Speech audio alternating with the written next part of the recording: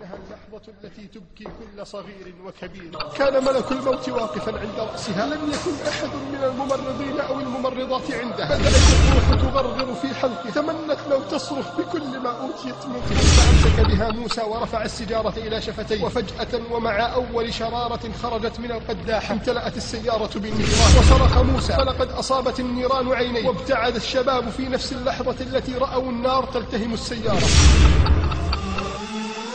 اللحظة الأخيرة، شباب وقوة وغرور وفتنة وتسويف في التوبة، حتى جاءت لحظات الوداع الأخيرة. الليلة على موعد مع فيلم جنسي، دخل سريعا إلى غرفته. شمعت عمري وانتهى يومي وشهري، قد رحلت بلا إياب نحو أكفاني وقبري، نحو أكفاني وقبري.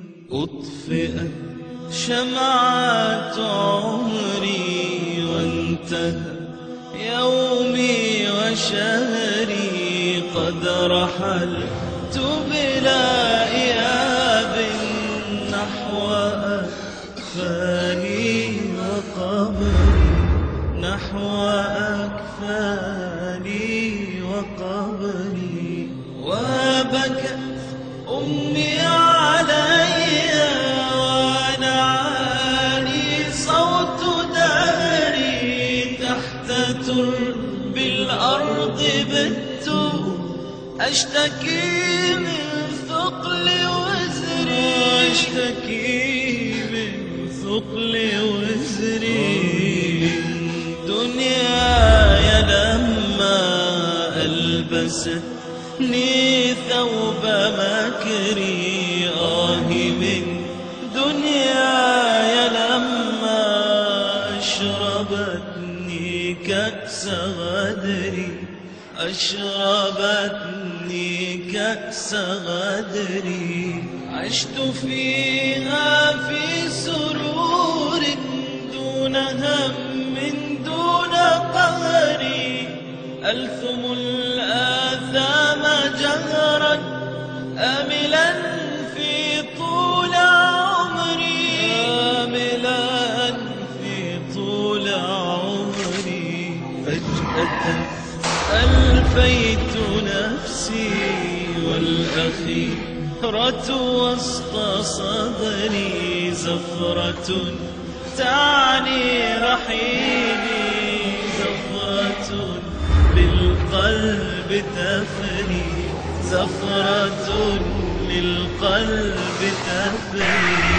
والأخيرة كبلتني ذكرتني كل أمري، والأخيرة ذكرتني خير أعمالي وشري، خير أعمالي وشري. ليتني مت مطيعا، ليتني نورت قبري، ليتني مثل رسولي مت في عز وفخري. ليتني يا شباب يا فتيات، على ماذا تريدون أن تموتوا؟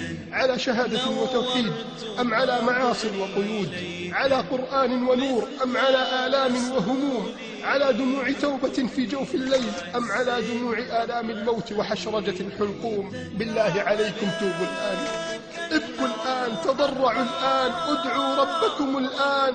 يا رب يا رب، لا نريد أن نموت إلا على ما يرضيك، لا نريد أن نموت على غير طاعتك، لا نريد أن نجد مشقة في نطق لا إله إلا الله محمد